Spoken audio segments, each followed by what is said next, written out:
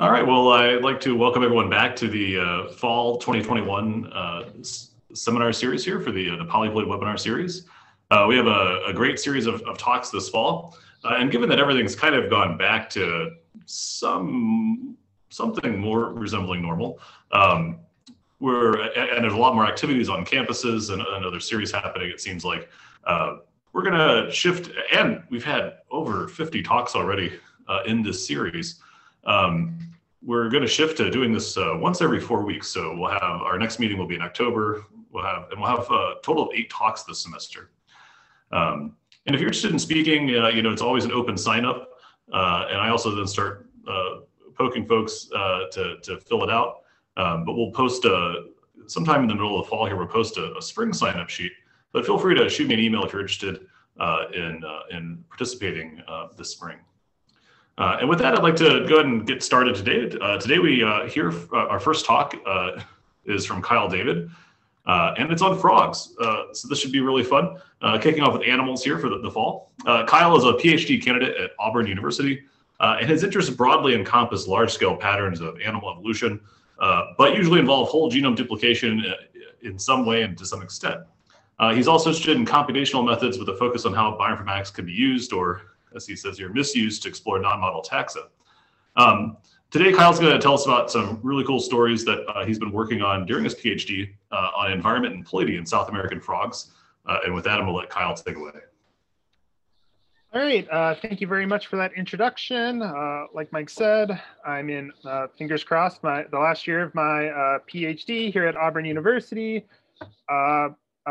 in the Ken Halanich lab. So I'm going to talk to you a little bit today about environment and ploidy in South American frogs. So with that, we've got our frogs here. We've got our diploid frogs and polyploid frogs. Hopefully I don't have to explain to too many people what polyploid means. A little caveat for this study, I am kind of mushing all my polyploids together. In practice, we do have tetraploids and octoploids here, but due to limited data availability, I just mush them all together and they're all just polyploids to me. So let's say we have our population of polyploids and diploids. Important thing to note about polyploids is that they are generally spontaneously and instantaneously generated from a diploid population, an ancestral diploid population.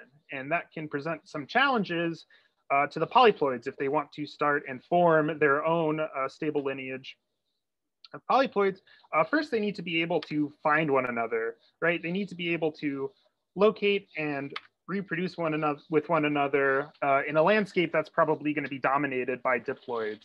So it's really advantageous if there's some sort of pre-zygotic reproductive barrier, right? Because if the polyploids end up mating with the diploids, that the offspring's probably not going to be viable. They're not going to be able to continue their lineage. So the first challenge is polyploids need some way to find each other without running into too many diploids. And then let's say they do manage to find each other, find love, against all odds. They're not out of the woods yet because they're still now, this newly formed polyploid population is now in competition with the original ancestroid diploid population. The diploids are generally assumed to be more fit within the ancestral environment, right? Their genotype has been optimized under natural selection for much longer. Presumably, if it was better to be polyploid, then the diploids would be polyploid. They would have retained their, presumed ancestral genome duplication event. So the polyploids are in a lot of trouble. So for these two reasons, the prezygotic reproductive barrier and competition with the diploids, they're more likely to be found sort of at the edges on these sort of the marginal ranges compared to the diploids. However, if imagining the range across a sort of environmental gradient, we might expect the polyploids to be more closely associated with these edges in these sort of more extreme environments, or more challenging, more extreme environments. However, once they're here, we might expect them to do particularly well, right? They have 2 copies of every gene. That means more mutation and variation per gene. They've got a lower proportion of possibly deleterious homozygous recessives. Oftentimes polyploids, of course, are hybrids, so we could have hybrid vigor going on as well. And then on maybe slightly longer timescales, evolutionary timescales, we have neofunctionalization, where the new gene copies are redundant and they can develop new functions. So while polyploids are not expected to be as fit as diploids within the ancestral environment, they might be more fit to new, more challenging environments that diploids are not as big a fan of. So they might be more adaptable or resilient to these challenging environmental conditions. So once established, they might do particularly well and be able to move into these new environments. So that's my hypothesis statement, is that are polyploids more closely associated with these challenging, new, disrupted environments when compared to diploid relatives. So this is not a new idea. We see this all over the place. It may not surprise you to learn, mostly in plants, but as any good animal genomicist, I just look at what the plant people are doing, and then I steal that, and then I do it in animals and get lots of, and boost my impact factor that way. So lots of different environmental conditions here. We do, I should say, can I turn on my, oh, not quite. Let's see, sorry, I'm trying to pull up my, oh, all right. Well, you just have to bear with me. Sorry, I was trying to pull up my little pointer, but we do have one case in frogs in Australia. There's a complex of diploids and polyploids, where the polyploids are more closely associated with drier environments, and then also in water fleas Daphnia, closer to the poles in colder waters, the polyploids are more likely to show up. Also, this panda study, I thought that was really cool. They found that, you know, in plants, of course, polyploid plants are 20% more likely to be invasive, which I thought was really cool and really speaks to polyploids' abilities, right, to adapt really quickly under rapidly changing environmental conditions. But I'm looking at frogs today. I'm looking at, you know, spoiler alert, these frogs. So my data set here, all publicly available. I'm looking at, these are all the genera of frogs that have both polyploid and diploid members in South America. I've got 73 species, 9 of which are polyploid. And I'm gonna walk through the species ranges of these different genera really quickly. And I want you to see if anything sort of jumps out at you. So first off, we've got Ceratophorus, the horned frogs here. I try to keep the polyploids colder colors and the diploids warmer colors, so you can figure out where they are. But you can see here along the southeastern coast, we have our 3 polyploid species. Chiasmacles, 1 polyploid species down there. Odontophrynus, 1 particularly prolific polyploid species. Phylum medusa. Phylum medusa is a little weird. I have this P. brumisteri, which you can kind of see I have as like 1.5 polyploids. This guy has both. It's a complex with both polyploid and diploid members. So I don't use it in any of the downstream analyses I'm going to talk about, but I thought I'd you know, throw them up here just because. And then we do have 1 fully polyploid species in blue. And lastly, we got playerdima. So I don't know if you picked up on anything, but I did when I was coming through this data. And if you stack all the polyploid and all the diploid occurrences together, you see this really striking pattern where diploids are distributed throughout South America, but polyploids really seem to cluster together in this southeastern region. We can quantify this mathematically with a pair correlation function. Anything above that sort of null envelope around the 1 value on the y-axis, that represents statistically significant clustering. So you can see that polyploids maintain more clustering over longer distance scales than diploids do. And in fact, if you are a polyploid, on average, you are closer to other polyploids of different genera than you are to diploids within your own genus, which I thought was really interesting and really speaks to this kind of pattern. Another way I wanted to look at this is with species distribution modeling, right? We can plug in all these publicly available climate variables and then see if it can sort of predict, you know, what are the environments that you're more likely to find polyploids and diploids. So again, you see this sort of southeastern corner is where you find most, if not all, of the polyploids. I also wanted to look at range overlap. So these are age range correlation models that I ran on the diploids and the polyploids. And across all the intergeneric nodes where I can make comparisons between diploids and polyploids, sometimes it's very close, but the polyploids always have more overlap between themselves than diploids do. So this begs the obvious question, what is going on? What is in this region that might make it particularly conducive to polyploids? Why do we see so many polyploids here and so few diploids? So we can quantify this in lots of different ways. One way is with the Köppen-Geiger climate classification system. You can see here, polyploids notably, you see lots of the humid temperate climate, as opposed to diploids where, you know, they're proportionally more in the north a little bit. So you see more tropical rainforests where you see very, very few polyploids. Similarly, if we're looking at the WWF biome classifications, right, we see diploids are generally more tropical, polyploids are generally more temperate, and for polyploids, you also have these more grasslands, savannas, shrublands, whereas the diploids are more heavily forested, right, these tropical rainforests.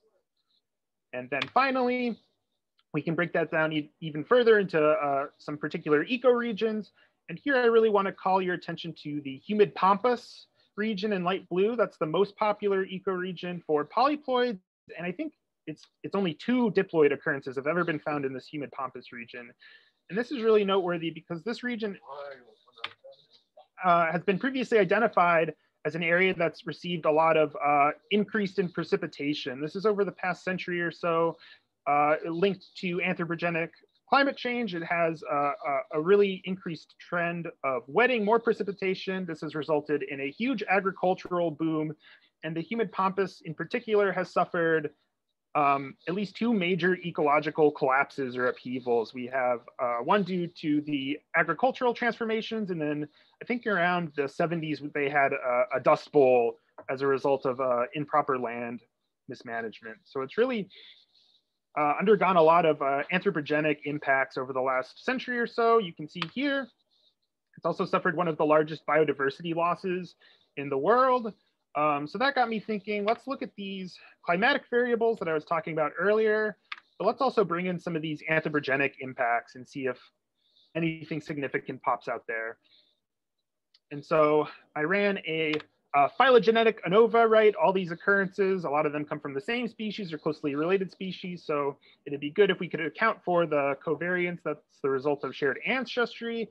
And when I do that, actually, the only variable with statistical significance is temperature seasonality. So temperature seasonality, I believe it's the standard deviation, but it's a measure of how much does the temperature fluctuate over the course of a year, right? Is it more seasonal, more tropical? And so maybe it's not surprising to see, right? I already covered how the polyploids are more likely to be found in these temperate climates, that the polyploids are more closely associated, polyploid species are more closely associated with areas of greater temperature fluctuation over the course of the year. And so maybe that sounds a little weird. So that might tie in with my original hypothesis, right? You could make the argument that these temperature fluctuations represent a difficult, challenging environment for frogs. However, there's also a non-selective explanation hiding in here as well. I'm not sure if this is the case with plants, but at least in animals, temperature shocking is a good way to make polyploids. This is very common in aquaculture when you're trying to breed polyploids across fish and shellfish. You can shock them, either a heat shock or a cold shock, depending on what you're working on. And that's a good way to generate polyploid gametes. And this is known to work in frogs as well. So perhaps it's not that this environment is particularly conducive to the evolution or the survival of polyploids. You're just getting more. It's just creating more. You're just forming more polyploid gametes, and that's why all the polyploids are here. So again, using my phylogenetic correction, this is the only variable that ends up being significant. However, I'm only working with 8 polyploid species. So that's only 8 data points. I'm losing a lot of statistical power. So I think it is worth talking about some of my other results, just with a big, heavy caveat that it's possible that everything I'm about to tell you is due to phylogenetic relatedness and not a function of the ploidy. That being said, we did find strong statistical significance with regular old ANOVAs, looking at I have here cropland, but it's all, there's obviously a lot of correlation between cropland, pastures. We see very similar results. I'm just showing you cropland here as a kind of proxy for general anthropogenic impacts. And for every comparison with statistical significance, the polyploids are more closely associated with these areas that have high cropland usage than diploids. And you can see I broke it down across genera, and I think that also lends support to this. This is maybe not just due to phylogeny, because you see the same trend happening in 4 of the 5 different genera. These are all distantly related to one another. So that's something interesting as well. You can see that here in our PCA. This is all our occurrences and all the variables I was looking at, and you can see this sort of, like I was saying, these variables are all pretty correlated. You can see sort of this anthropogenic axis with cropland and manure and fertilizer are all kind of occurring.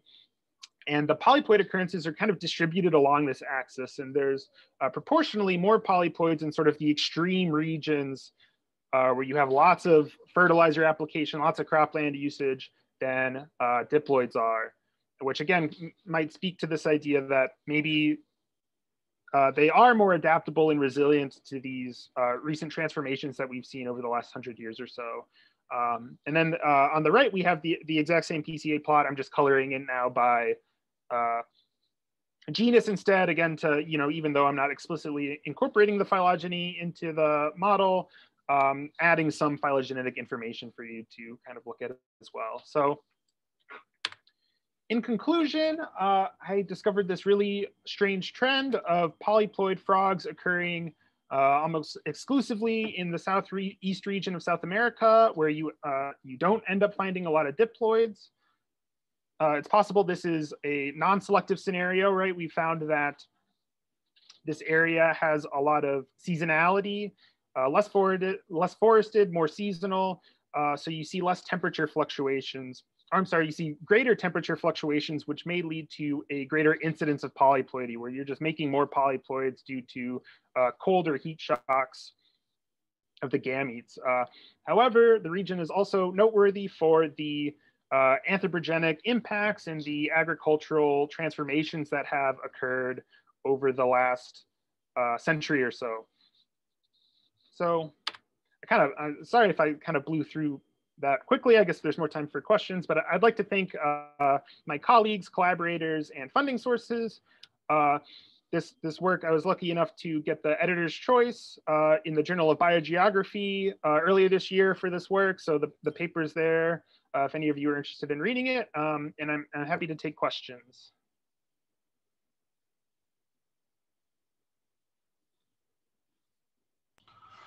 All right, well, thank you. That was a really wonderful talk, Kyle. We'll ask folks to drop their questions in the chat as usual, and pop on if you'd like to go ahead and ask those. Jonathan, I see you're up first.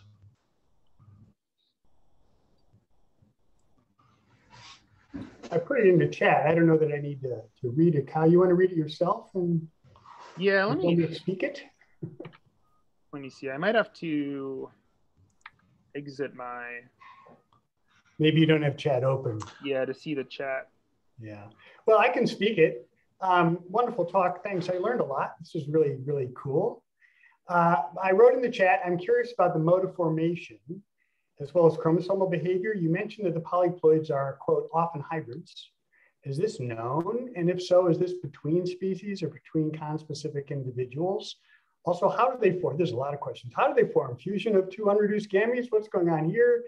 Do chromosomes form multivalents? And oh my, what about the octoploids? How are they making a living? How do they get along? What happens there in meiosis? And what have your frogs discovered about routes to polyploidy that other vertebrates are finding so challenging? Not all, there's some. What are they doing better or different? Yeah, these are all excellent questions, and the answer to most, if not all of them, is I have no idea. I looked into it. I tried to see if I could tease apart allo versus auto polyploidy, but there's just not a lot out there. There are some there's some people who did karyotyping, and some people said, oh, this is evidence of allopolyploidy, and then a couple people saying, no, this is evidence of autopolyploidy. So I'm really not sure what the mode is, except for maybe, let me see. I think playerdima, there's strong evidence for autopolyploidy. They think they have a pretty good idea what what it became autopolyploid from. But for the most part, I don't know. But obviously, that's sort of one of the, infinite time and resources. That would be the next thing to look at, right? Break down tetraploids versus octoploids, break down autoploids versus allopolyploids. And the result of why are frogs so much better at polyploidy than other vertebrates? I also don't have an answer for you. You see it. You see it in frogs more often than other vertebrates. Frogs and fish, right? Well, if you see, yeah, lots of other animals, it's really scattered, but these guys seem to be really doing a great job of it, sort of in relatively recent time. Yeah, there is one study I talk a little bit about in the paper that looked at specifically these fertilizer inputs and how those might affect.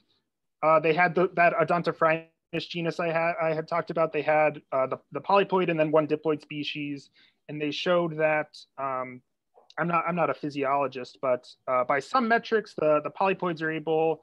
There's less like cellular damage as a result of these. It might have been, I don't know if it was fertilizer or pesticide, but they were challenging them with some toxic chemical, and so. If you'll allow me to wildly speculate with no evidence, it's possible that, polyploidy is just like a mutation that is always present at some frequency in the population. And then this big agricultural input comes in and, the diploids can't handle it. They all die off. And then you're left with just the polyploids who then are able to. But in terms of what is happening on the cellular and molecular level, I have no idea. Does anybody know? I mean, if anybody, I'm surely someone who's other than the old Saturday Night Live skit. Well, I know Connor I know Connor has some comments, and I think there's something here with sex chromosomes as well, right? So maybe Connor could jump in. Yeah. So awesome talk, but I'm studying the phylum medusa right now, and one thing that helps. Is frogs in general have homomorphic sex chromosomes, undifferentiated sex chromosomes. And so a lot of the selection against like polyploidy, or at least like, if it occurs in nature, it's just gonna die right away, is sex chromosome pairing. And that, causes a lot of problems. But with a lot of frogs, like even in diploid frogs, you'll see frogs with like, 30 some odd like sex chromosomes. Like you'll see just like huge numbers of sex chromosomes relative to autosome chromosomes. And so there's like, I don't like, there isn't a whole lot known about, that. It's still, genome sequencing in frogs is still a little behind the times, but that's one hypothesized way. And it happens in so many different ways. You see both hybridization and just spontaneous, at least hypothesized, diploid to polyploid. I'm blanking on the name for it right now, but yeah, hybridization versus just spontaneous. So it's known that these are actually asexual, because Kyle wasn't specific about that. And I mean, I was just wondering about some form of, parthenogenesis. I mean, are they simply, laying, parthenogenetic, embryos? That hasn't been documented. As far as I know. They may be asexual. I mean, these may be dandelions. Yeah, I guess that's possible, but I don't know if anyone's ever observed that. I haven't read anything about it, at least. Cool. Yeah, I know at least within phylum Medusa, it's probably within species, while there's like stuff in Europe that's likely, two different species hybridizing. Yeah. Great stuff. Thank you. Thank you too, Connor. Sure. All right. Let's see. I have a question here. Real quick. Oh, well, Jeanette, let's not lose that thread there. But Jeanette asks, there are males, right? Any sense of the gender ratio? Nope. Yeah, I mean, I kind of going off what Connor said, I don't think there's any, I haven't heard of any parthenogenesis going on with these frogs. I think they're presumed to be sexual, but beyond that, anybody's guess. I have a question here for myself. So how old do you think these polyploids are? Are these relatively recently formed polyploids in the last, few hundred years, or are they, tens of thousands of years old or older possibly? Yeah, so I would guess, I do have a tree, which, doesn't necessarily tell me exactly when the whole genome duplication occurred, but I would be very surprised to learn if these were, very young. I still think we're talking about like hundreds, thousands, millions of years. So I don't mean to suggest that these human impacts happened and that, created the frogs, but maybe, like I was saying, maybe the polyploids were already present at just a lower frequency than they are now, and they've just, it's more population level processes that have been able to take place over the last 100 years or so. But yeah, the frogs, I would guess, just based on the phylogenetic data, are pretty old, relatively speaking. All right, very cool. Yeah, it's really fascinating, and to think about the whole history of habitat disturbance throughout the last 10,000 years plus in that part of South America, and the frequency of these sorts of species. It's really cool. Well, are there any other questions from folks before we switch over to Josselin's talk?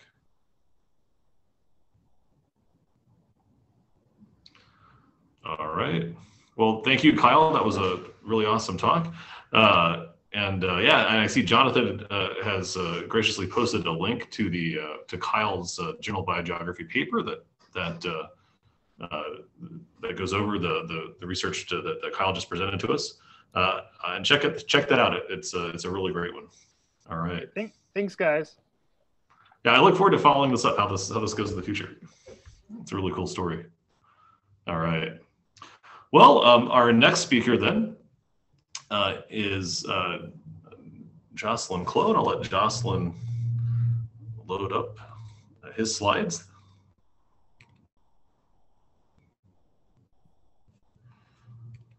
All right. Josselin Clo is our next speaker, and Josselin is currently a postdoctoral researcher in Philip Kolar's group at Charles University in Prague, where he studies the consequences of autopolyploidy on the adaptive potential of populations. Before joining Philip's group at Charles University, he was a PhD student at the University of Montpellier with Joël Renfort and Laurent Gay, and studied the effect of self-fertilization on the genetic diversity of populations. Today, Josselin's going to tell us about short-term consequences of polyploidization on the evolvability of populations. With that, I'll let Josselin take it away.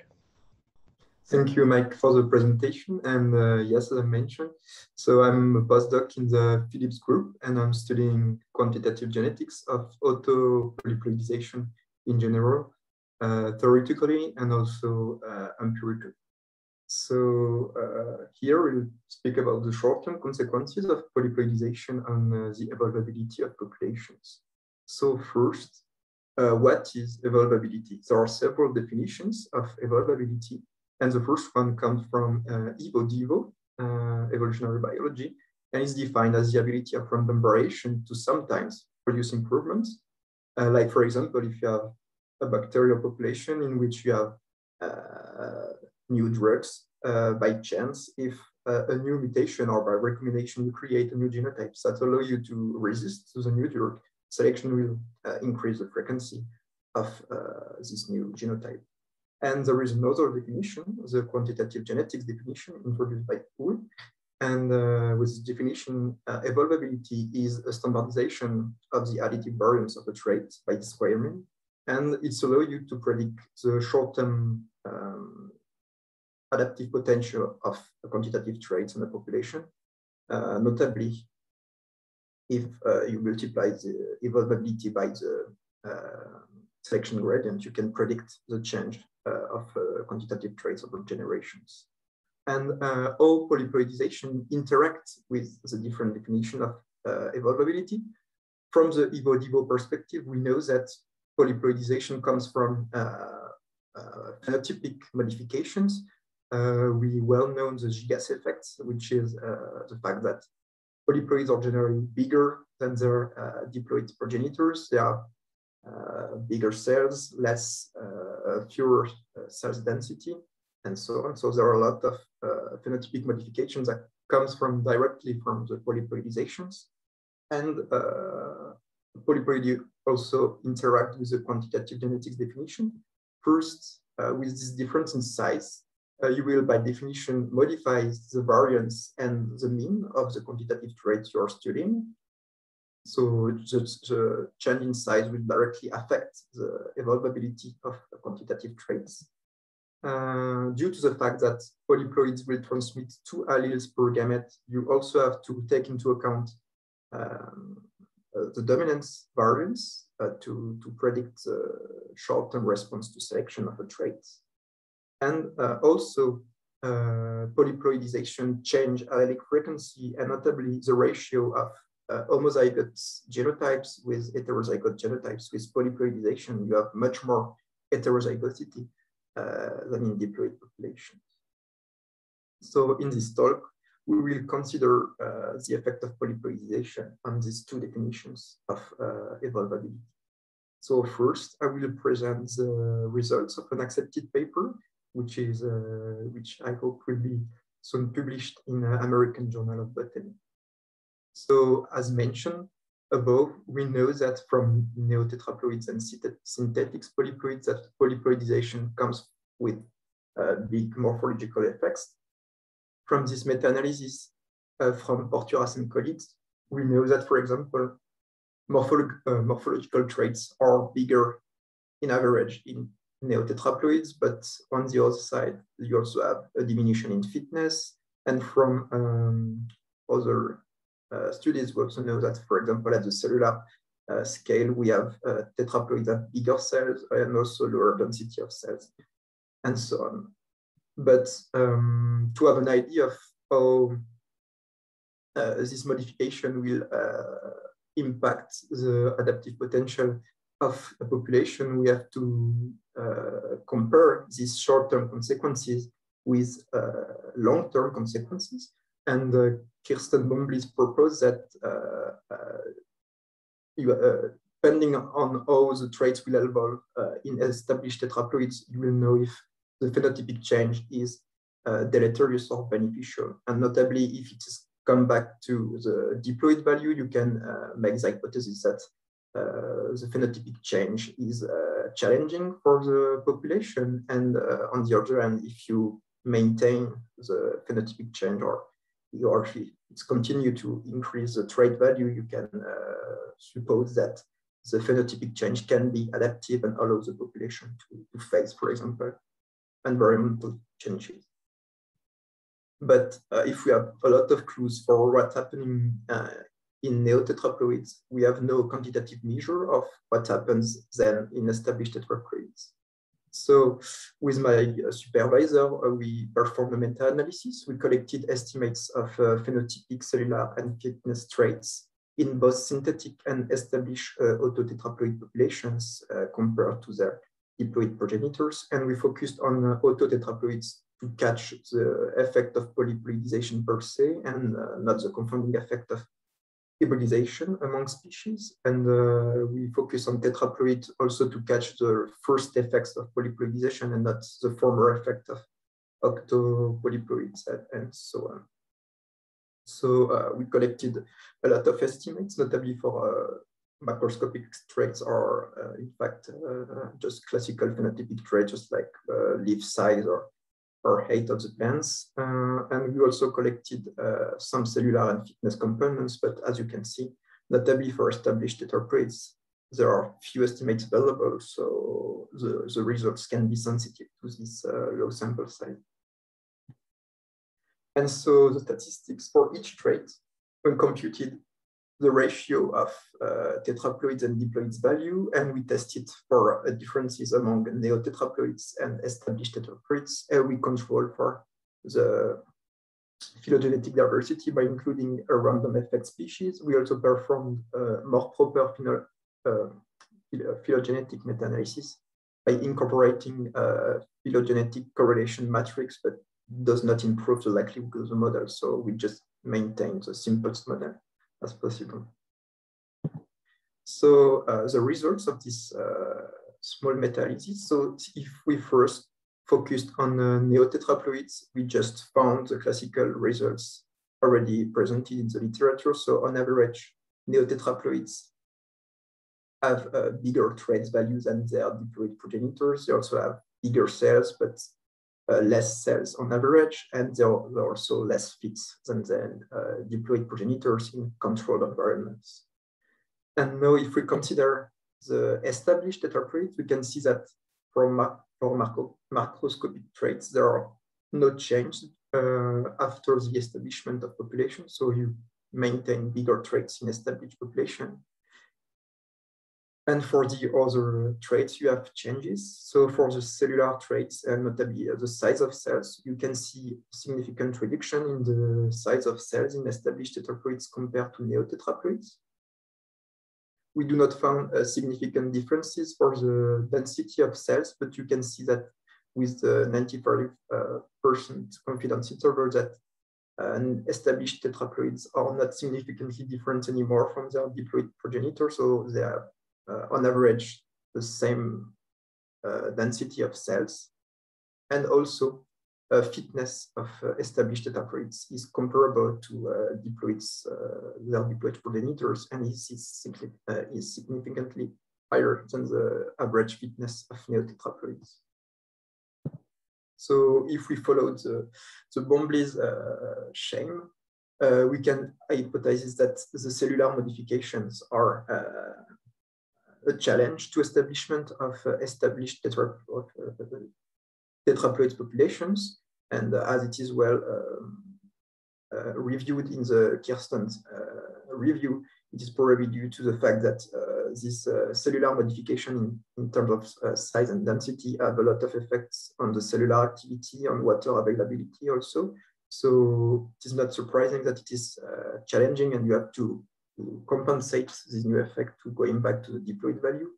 And of course, the fitness consequences is obviously a challenge to the populations. And morphological traits are similar in neotetraploids and established tetraploids. So we can make the hypothesis that either this modification is neutral, so you have just bigger leaves and so on, and it has no advantages in terms of fitness, but some works has also considered that being bigger on average can help, notably in the interspecific competitions, and bigger tetraploids are more competitive than their diploid progenitors when they are in competition with other species. So as partial conclusions for this first part, we can say that polyploidy comes with more challenging than beneficial consequences, but we do not consider qualitative consequences of polyploidization. And as previously presented by Cal, we also know that tetraploids are more tolerant to a lot of stressful conditions like drought and salinity. And so polyploidization has also other effect, potentially beneficial effect that we did not consider here based on traits comparison. And now, if we consider the effects of polyploidization on the quantitative genetics of populations by comparing the evolvability, the following result that I will show you are part of a submitted manuscript. So, it is mostly theoretical. So I will avoid all the different stressful equations and just try to present the take-home messages. So if you have further questions about the model behind the results, you can just contact me and I will be happy to share the equations with you. So as shown in the introduction, we know that polyploidization, by the fact that we increase trait value, will modify the evolvability of population by modifying and mostly increasing the variances, the components of the variances of populations, and also the mean of the population. And there is a typo. It is not the full dominant variance that contribute to adaptive potential, but only the third of the dominant variance. And also, as presented, tetraploidy comes from a higher frequency of heterozygotes compared to diploid populations that will also have consequences, as we will see after. So we consider different genetic architecture of a quantitative traits. So you have diploids population and tetraploids population. You just have the classical presentation of quantitative genetics. So in a purely additive scenario, you just have the heterozygote that is intermediate among the value of the two other homozygotes. And for tetraploid, it is the same with the double homozygotes and the double heterozygotes. And the intermediate genotypes are just intermediate to each of the homozygotes and double heterozygote value. And we also consider a complete dominant scenario with the first allele is completely dominant over the second one. And so when you have the copy one of the allele, you always go to the highest value of the highest phenotypic value. And we also consider a scenario with epistasis. So you have exactly the same genetic architecture at the second loci, and you have the B1 allele that interact epistatically with the A1 allele. So for the most interesting results for purely additive genetic architecture, we know that the additive variance of a tetraploid population is just twice the value of the additive variance in the diploid populations. But in the same time, we also know that the mean of the population is twice. So when you consider the evolvability as a ratio of the additive variance over the mean of the traits, in a purely additive scenario, the evolvability of a trait is always divided by 2 in the short term in tetraploid populations. Now, if we consider dominance, so there are more interesting things. The first one is that if you compare the colored line, which is the evolvability taking into account the additive and 1/3 of the dominant variance, it is not very different of just the evolvability taking into account the additive variance. So the first result is that you could avoid, in general, dominance in estimating evolvability of tetraploid populations. A second thing is that compared to the additive scenario, you can observe higher evolvability in tetraploid populations, notably at extreme frequency, because as you have more heterozygosity and you are in a scenario with complete dominance at low frequency, even if you have a lot of homozygotes, you also have an important number of heterozygotes in tetraploid populations compared to the diploid populations. And so you just create more variance among individuals with small value and a lot of individuals with high value in tetraploids compared to the diploid case in which you just have a lot of individuals with low values. So it increases the variance of the traits and by definition, the evolvability of tetraploids compared to diploids. And when the frequency of the dominant allele increase, you have these important effects of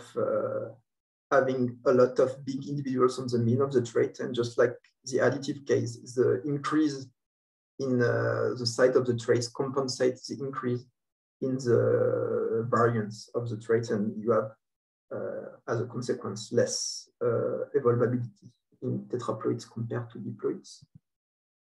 And finally, and very quickly, when we are interested with epistasis. So first, before presenting the things, we know that the directionality of epistasis is important in the evolvable variant. It has been shown by Carter and colleagues in 2005. And negative epistasis, on average, decrease the evolvable variance of a trait independently of the polyploidy, just because you will decrease the value of the phenotypic traits, and hence you decrease the evolvable variance. And so you have here the color gradients for the ratio of the evolvability of tetraploids over the evolvability of diploids for the frequency of the A1 allele and the D1 alleles. And you can see that on average, negative epistasis decrease the evolvable variance in tetraploid population because the number of epistatic interactions increase exponentially in tetraploids compared to diploids. You have a lot of terms that arise, even with only two loci with two alleles. And for extreme frequency, you can have an increase in evolvability because the negative epistasis completely erodes the evolvable variance of diploid populations. But with epistasis, you broke the additive relationship, and so you create dominance artificially, and this dominance compensate the erosion of additive variance in tetraploids and make them sometimes more evolvable than their diploid progenitors. And for positive epistasis, it is just the opposite way of thinking. So on average, positive epistasis increase the evolvable variance of a trait because you just increase the value of the traits. And as for the negative cases, as the number of epistatic interactions increase exponentially with polyploidization, you have this whole range of value for which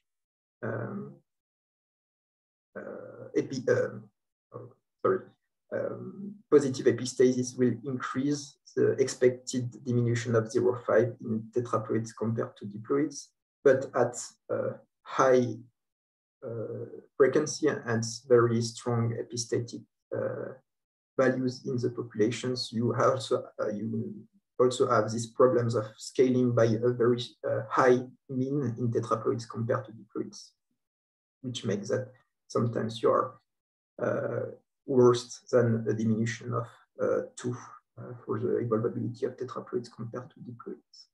So as partial conclusions too, polyploidy decrease the adaptive potential in the first next generations of polyploids, despite the increase of variance due to the change of size, and sometimes non-additive genetic effects, and notably positive epistasis, can make polyploids more evolvable, and notably if we consider a multi-loci K with a lot of epistatic combinations. If the epistasis is positive on average over all loci, we can expect that polyploids can be much more evolvable than their diploid progenitors.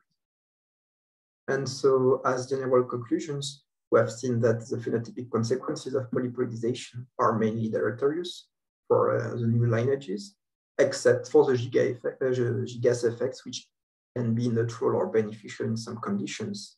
And also that polyploidization affects the short-term capacity to respond to selection, even if the modification of the trait value itself can make the population more evolvable, because you can reach, for example, new phenotypic value, new phenotypic optimum more quickly just due to the consequences of polyploidization itself.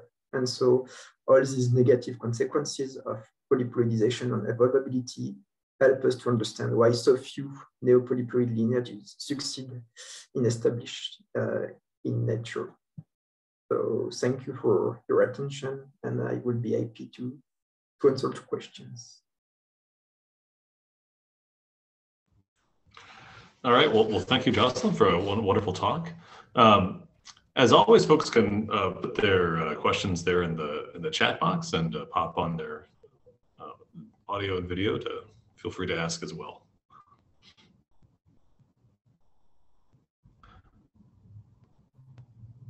All right, well, I'll start off with a question. So one of the, I really enjoyed that tour of the sort of, and your work on looking at these questions of evolvability and extrapolating these quantitative genetic analyses to polyploids.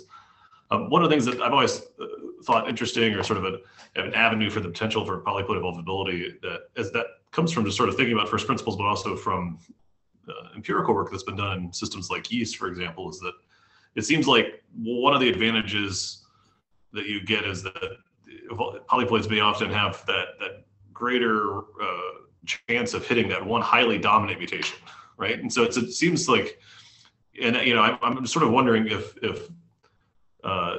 that seems to jive, sort of go well with the sort of results you're saying, that unless you have some incredible positive epistatic interaction that gives rise to novelty, or that one big dominant mutation that hits that gives you a leg up against the other ploidal levels, that may not, against the diploids, for example, there may not be any other genetic advantage. Is that sort of a fair take, or I'm trying to sort of put it in context of other work that I'm thinking about.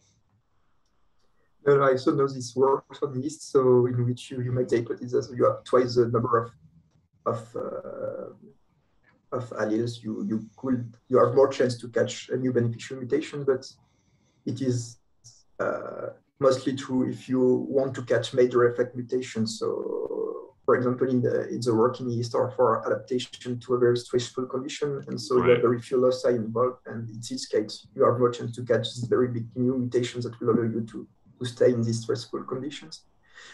If you're in the case you have to adapt with many mutation of small effects, it's much more longer polyploid because you have much more sites, and so the time that the mutation is visible for selection can be much longer. So it really depends on the side effect of the mutation itself. Cool. All right. Are there any other questions right now?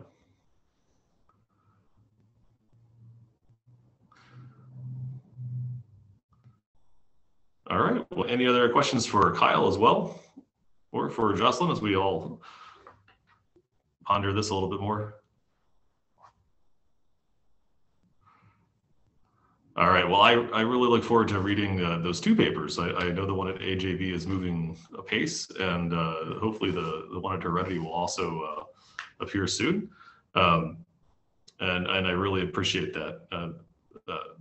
It's really cool work. I really like the work that you're doing, thinking about these, really getting into the evolutionary genetics of the landscape of polyploid adaptation and the phenotypic consequences of polyploidy viewed through that quantitative genetic lens. It's really, really wonderful.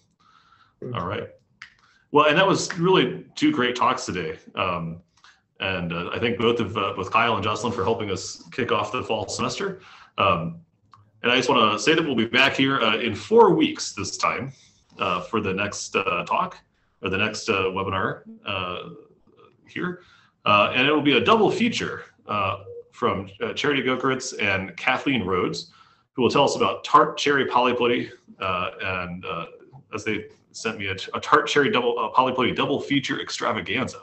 So I look forward to hearing all about polyploidy, and I know they've got a genome they've been working on, and so hopefully well, they'll have a great story for us, and that'll be on October 18th.